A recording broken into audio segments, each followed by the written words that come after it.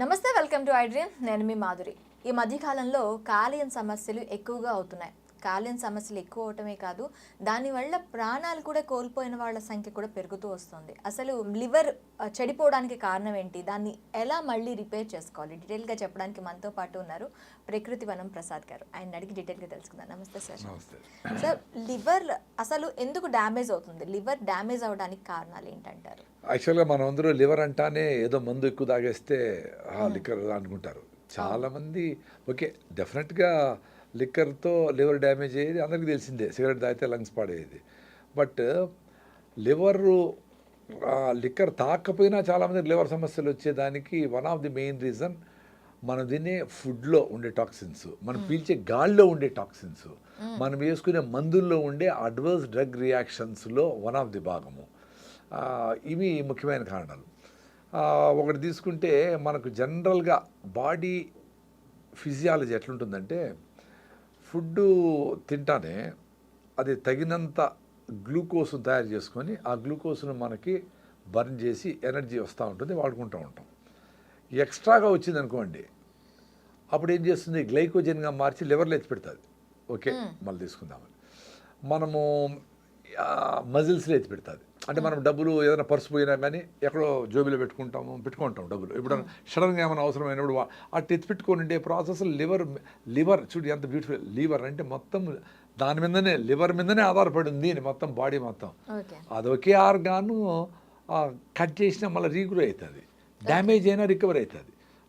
To what extent damage?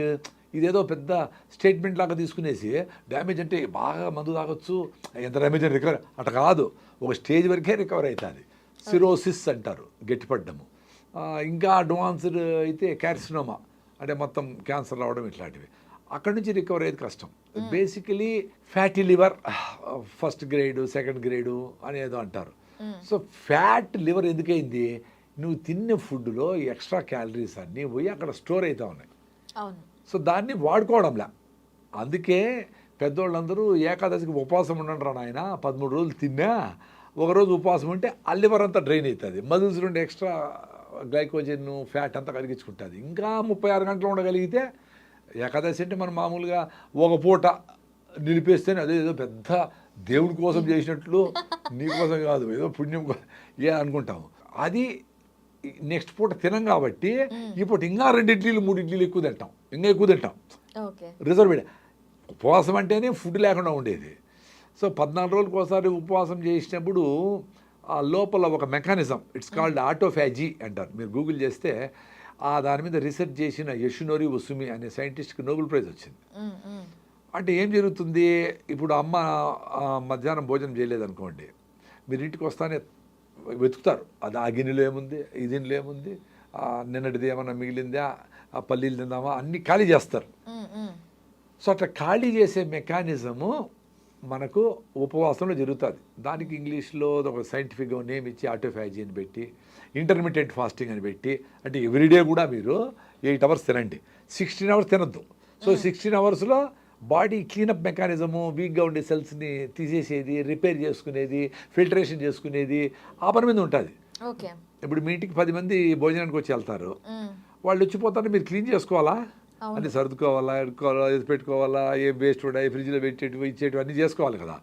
వాళ్ళు పోతారు, మళ్ళీ 10 మంది వస్తే కడుక్కునే దానికి చేయాలా, మళ్ళీ వండాలన్నా, ఏమి ఆ కన్ఫ్యూజన్లో ఉంది మొత్తం మానవజాతి శరీరాలు. మానవజాతి మొత్తం ఆలోచన అట్లుంది.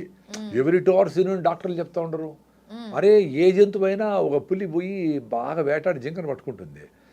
మనం తినేట్టు బ్రేక్ఫాస్ట్ 11 o'clockకి, మళ్ళీ స్నాక్స్ 12 గంటలకి, అటు తింటుందా, ఫుల్గా తింటుందా, ఒకేసారి అంతా తినేసి దానికి ఎంత అవసరమో అంత తినేసి ఇంకా పోయి చెట్టు మీద కూర్చుంటే, చెట్టు మీద కూర్చుంటే 2 రోజులు అది హ్యాపీగా, 2 రోజులు 3 రోజులు వారం రోజులు అసలు ఫుడ్ పక్కే ఆలోచించదు.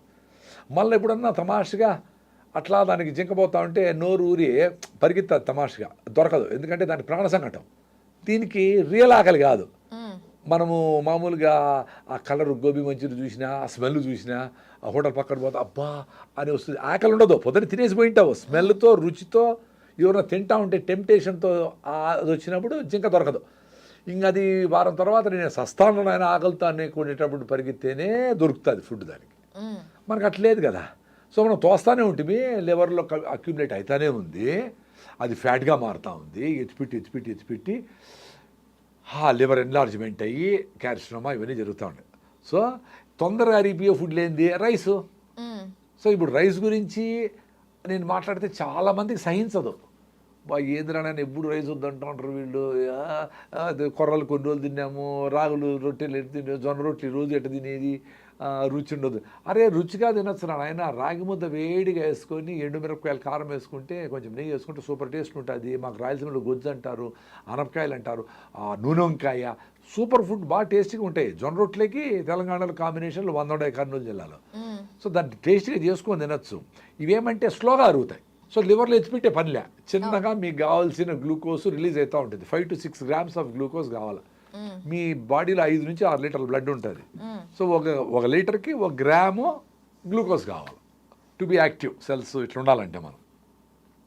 సో మీకు 200 గ్రాముల గ్లూకోజ్ రిలీజ్ అయితే ఎక్స్ట్రా డబ్బులు వచ్చిన వాళ్ళు వచ్చి మీ ఇంటికి ₹1,00,00,000 వచ్చేసింది అనుకోండి అన్ఎక్స్పెక్టెడ్గా, మీకు అంత పెద్ద కన్ఫ్యూజన్లో ఉంటారు. ఎక్కడ ఎత్తిపెట్టాలా, ఏ బీరాలో ఎత్తిపెట్టాలా, గోడ దొవ్వేసి లోపల పెట్టి సీల్ చేసేయాలా, ఏ బ్యాంకులో వేయాలా, ఇన్కమ్ ట్యాక్స్, ఇది అంత చచ్చిపోతుంది బాడీ కూడా. ఎక్స్ట్రా గ్లూకోజ్ వస్తే ఎక్కడ ఎత్తిపెట్టమంటాం, లివర్లో ఎత్తిపెట్టి, మజిల్స్లో ఎత్తిపెట్టి, ఇంకా నా వల్ల కాదు అంటే దాన్ని గ్లైకోజన్ని ఫ్యాట్గా మార్చి పొట్టలో ఎత్తిపెట్టి, మెడలో ఎత్తిపెట్టి, తొడలో ఎత్తిపెట్టి, అంతా ఎత్తిపెడితే 20 ఏళ్ళలో మనిషి 120 కిలోలు అవుతాడు. వెరీ కామన్ సెన్స్ కదా అది. ఎక్స్ట్రా నీకు ఎక్స్ట్రా ఉంది, అందుకు ఉపవాసం చేయమని 13 రోజులు మీరు ఏం తిన్నా ఏకాదశికి ఉపవాసం ఉండండిరా నాయన అని చెప్తారు పెద్దోళ్ళు. అక్కడ స్వార్థం ఏమి లేదు. ఇప్పుడు పెద్దోళ్ళు పొద్దున లేచి బ్రహ్మముహూర్తంలో 108 సార్లు రావి చెట్టు చుట్టూ తిరగండి మీకు పిల్లలు పుడతారంటే, రావి చెట్టు చుట్టూ తిరిగిన దానికి కాదు, పొద్దున్నే లేచి బ్రహ్మముహూర్తంలో వాటెవర్ ముహూర్తం లేచి ఫ్రెష్ గాలి, పొల్యూషన్ లేని గాలి, ఆ చెట్ల నుంచి వచ్చే నానో పార్టికల్స్ని పీల్చుకొని ఆ ఫిజికల్ ఎక్సర్సైజ్ చేస్తే హార్మోనల్ బ్యాలెన్స్ అయ్యి బిడ్డలు పడతారు. రాగి చెట్టు ఏమి ఇట్లా బిడ్డలు ఇవ్వదు. సో రాగి చెట్టు, మర్రి చెట్టు, వేప చెట్టు, కానుగ చెట్టు ఇవన్నీ కలిసి పనిచేస్తూ ఉండే ప్రాసెస్లో మీ అన్ని ప్రాబ్లమ్స్, హార్మోన్ ఇంబ్యాలెన్స్లు ఇవి అవన్నీ పోతాయి. సో ఎప్పుడైతే మీరు 4కో 5కో లేస్తారో ఆటోమేటిక్గా 9 పడుకుంటారు, రాత్రి నిద్ర వచ్చేస్తుంది. ఈ ప్రాసెస్ కోసము ఈ జీవన విధానంలో భాగంగా పొద్దున్నే లేస్తూనే మనము వాకింగ్ పోవాలా, సూర్య నమస్కారాలు చేయాలా, యాక్టివ్గా ఉండాలా, బ్రెయిన్ మీకు హ్యాపీ హార్మోన్స్ రిలీజ్ అవుతూ ఉంటాయి. దానికి మీరు దాన్ని అబ్జర్వ్ చేస్తే ఎందుకు 1 వీక్ మీరు పొద్దున్నే లేస్తానే వాకింగ్ చేస్తానే మళ్ళీ మీకు బాడీని లేపుతుంది లేయని. సో ఈ గ్లైకోజన్ అనేది ఫ్యాట్గా మారి ఆ ఫ్యాట్ను ఎత్తిపెట్టుకొని మనము ద్రవపు ఎలుగుబంట్లు అవన్నీ చూడండి, బాగా ఫుడ్ పెట్టేటప్పుడు తినేస్తాయి, మళ్ళీ మంచు పడిపోతుంది, 4-5 అడుగులు మంచు పడిపోతుంది, ఏమి దొరకవు వాటికి. అప్పుడు పోయి హైబర్నేషన్ అంటారు, అంటే యోగిక్ నిద్ర ఒక రకమైన నిద్రలేకపోతాయి. సో అప్పుడు ఫుడ్ గిడ్డు ఏమి దొరకదు కాబట్టి ఉండవు. నేచర్ ఎంత గిఫ్ట్ చూడండి. సో దానికి మినిమము బాడీ టెంపరేచర్ మెయింటైన్ అయ్యేదానికి కావాల్సిన ఎనర్జీని ఆ ఫ్యాట్ నుంచి తీసుకొని ఫైర్ చేస్తూ ఉంటే అది బాడీ మెయింటైన్ అవుతూ ఉంటుంది.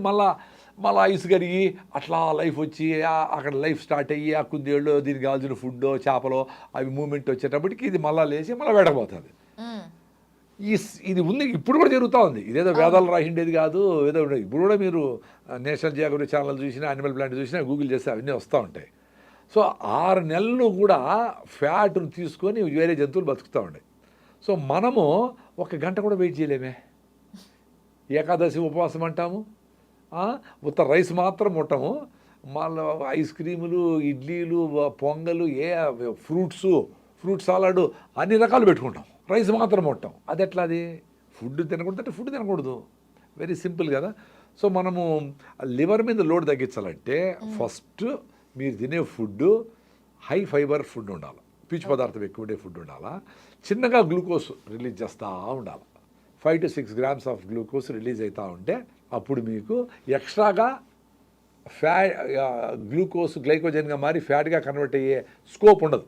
అప్పుడు లివర్లో ఎత్తిపెట్టదు. ఎక్స్ట్రా డబ్బులు లేవు మీకు, నెలకి 20,000 వస్తూ ఉంటుంది. 20,000 పాలవునికి, పేపర్కి, వాడికి, పిల్లలకి స్కూల్ అన్నీ ఇచ్చేయాలి కదా, పచారి వాళ్ళకి అందరికి ఇచ్చేయాలి. అయిపోయింది, కరెక్ట్గా సరిపోయింది. ఇప్పుడు బుర్ర కరెక్ట్గా పనిచేస్తుంది. మీకు ₹1,00,00,000 వచ్చేస్తే బెంగళూరు పరిగెత్తారు, ఇండోనేషియా పరిగెత్తారు, ఎక్కడికో పరిగెత్తారు, ఏమేమో చేయాలని పరిగెత్తారు. అంతా అయినాక మళ్ళీ అరే మన ఊరే బాగుంది అనుకోండి వస్తారులే, భూమి గుండ్రంగా ఉందని. సో ఎప్పుడైతే ఈ ఈ మనము జొన్నలు, రాగులు, కొర్రలు, సామలు, అరికెలు ఇవి తింటాం. వాటిలో 2% నుంచి 10% వరకు ఫైబర్ ఉంటుంది, పీచు పదార్థం. సో కార్బోహైడ్రేట్ డైజెస్ట్ అయ్యి ఎనర్జీ రిలీజ్ అవుతుంది, గ్లూకోజ్ రిలీజ్ అవుతుంది, అది ఫైర్ అయ్యి మీకు ఎనర్జీ వస్తూ ఉంటుంది, మీకు కావాల్సిన ఆక్సిజన్ అంతా ఉంటుంది, యాక్టివ్గా ఉంటారు, ఫ్రెష్గా ఉంటారు. ఓకే.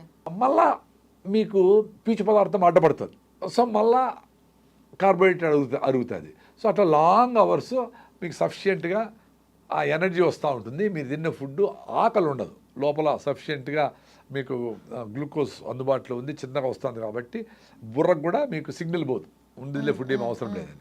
ఎప్పుడైతే స్పీడ్గా అరిగిపోయే ఇడ్లీలు, దోశలు ఇవన్నీ తిన్నామో, రొట్టెలు, గిట్టలు, మైదా పిండితో చేసిండే చపాతీలు, గిపాతీలు అన్నీ తిన్నామో, తొందరగా అరిగిపోయి మొత్తం గ్లూకోజ్ వచ్చి 2-3 అవర్స్ తర్వాత అది గ్లైకోజన్గా మారి ఫ్యాట్గా మారి మళ్ళీ పొట్ట ఎంటీ అవుతుంది, మళ్ళీ సిగ్నల్ పోతుంది, పొట్ట ఖాళీ అయింది మళ్ళీ అయ్యేది.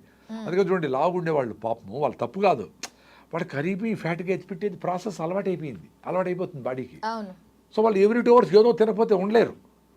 అట్లా వాళ్ళు కూడా ఈ ఫస్ట్ లివర్ డ్యామేజ్ మానాలంటే రైస్ ఆపేయాలా, మైదా ఆపేయాలా, స్పీడ్గా అరిగిపోయే స్వీట్లు గిట్లు ఆపేయాలా, చక్కెరలు ఆపేయాలా, మంచిగా ఈ రకమైన మిల్లెట్స్తో చేసుకోండి. ఇడ్లీలు, దోశలు, పొంగలన్నీ మిల్లెట్స్తో చేసుకోండి.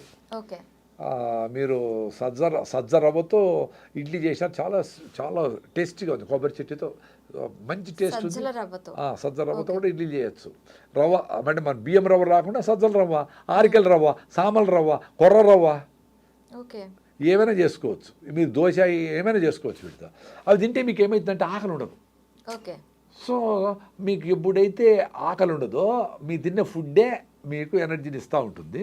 మీరు ఇంకా ఉపవాసం, intermediate fasting, 16 hours fasting, 8 hours తినాలి.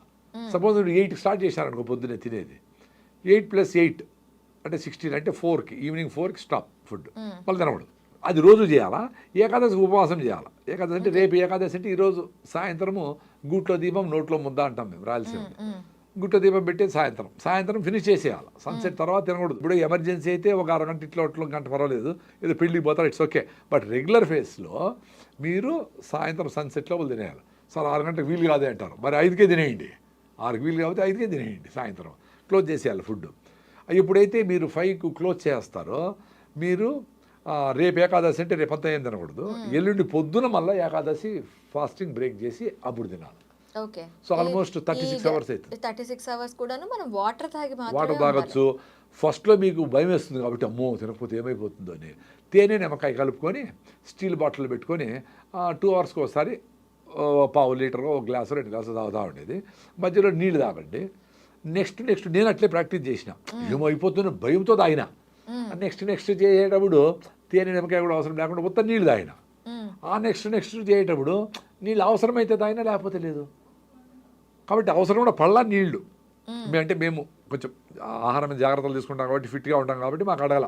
సో మీకు దప్పైనప్పుడు నోరు అడుగుతుంది, దప్పేస్తుంది కదా, నీళ్ళు తాగండి. నోరు పెడచకపోతే నీళ్ళు తాగండి, నీళ్ళు అవసరమైతే తాగండి. సో ఏకాదశికి ఆ రకంగా ఉపవాసం ఉంటే మీ బాడీలో ఉండే వీక్ సెల్స్, డిసీజ్డ్ సెల్స్, క్యాన్సర్గా ఎప్పుడో మారబోయే సెల్స్, అంటే అదే కదా వీక్గా ఉండేటివి, అట్లే ముడుక్కొని ఉంటేనే అవే కదా జబ్బును కలగజేయటివి, రకరకాల జబ్బులు. సో వాటన్నిటిని క్లీన్ చేసుకుంటుంది సిస్టమ్. డిసీజ్ మీద ఫైట్ చేస్తుంది. ఫ్రీ రాడికల్స్ అని ఉంటాయి ఈ ప్రాసెస్లో, అవి వచ్చి దాడి చేస్తూ ఉంటాయి, ఫైటింగ్ చేస్తూ ఉంటాయి. దానికి యాంటీ ఆక్సిడెంట్స్ రిచ్ ఫుడ్, మనము ఆకుకూరలు, కూరగాయలు, ఫ్రెష్ ఫుడ్స్ ఇవన్నీ తింటే అవి ఫైట్ చేస్తూ ఉంటాయి. యాంటీ ఆక్సిడెంట్స్ రిలీజ్ అయ్యి వాటి కంట్రోల్ చెక్ పెడతా ఉంటాయి. ఇవన్నీ పెద్దగా టెక్నాలజీ, టెక్నికల్ టర్మ్స్ వాడకపోయినా పెద్దలు ఏకాదశి ఉపవాసం ఉండండి అన్నారు. సో లివర్ రెడీ అయిపోయా. సో మీరు రైస్ నిలిపేస్తే మీ లివర్ ఓకే. మీరు స్వీట్లు, రైస్ నిలిపోయే, కాఫీలు, టీలు ఏవి నిలకుండా, అఫ్కోర్స్ మందు కూడా. నేను చెప్పేది మందు తాగే వాళ్ళకి, అడిక్షన్ ఉండే వాళ్ళకి డెఫినెట్గా వాళ్ళు సెంటర్లకు పోవాలా, ఏదో సెంటర్ బయటపడాలా. రెగ్యులర్ పీపుల్ కూడా ఎక్కువ తాగే వాళ్ళకి లివర్ డ్యామేజ్ అవుతుంది డెఫినెట్గా. సో వాళ్ళకి నేనేం చెప్తానంటే, ఎప్పుడు తాగాలనిపిస్తుందో అప్పుడు మీరు బాగా పొద్దునే లేచి బాగా వాకింగు, జాగింగు, ఒక షటిల్, బ్యాడ్మింటను, టెన్నిస్ ఏదో ఒకటి ఆడినారు అనుకోండి, మీకు ఎండార్ఫిన్స్ రిలీజ్ అవుతాయి బ్రెయిన్లో. అవి తాగద్దులే పర్లేదులే, తాకపోయినా పర్లే, లేదు 2 పెగ్గులు 1 పెగ్గే చాలు, లేదా ఈరోజు ఆపేద్దాంలే మంచి ఫ్రెండ్ కూడా రాలా ఇప్పుడు వద్దులే అనుకునే ఆలోచనలు వస్తాయి. దాంతో మీకు స్ట్రెంగ్త్ అనేది బాడీ యాక్టివిటీ అనేది పెంచాలి అంటారు. బాడీ యాక్టివిటీ పెంచాలా. అప్పుడు మీరు అది స్టాప్ చేయగలిగితే రికవరీ ప్రాసెస్ స్టార్ట్ అయింది.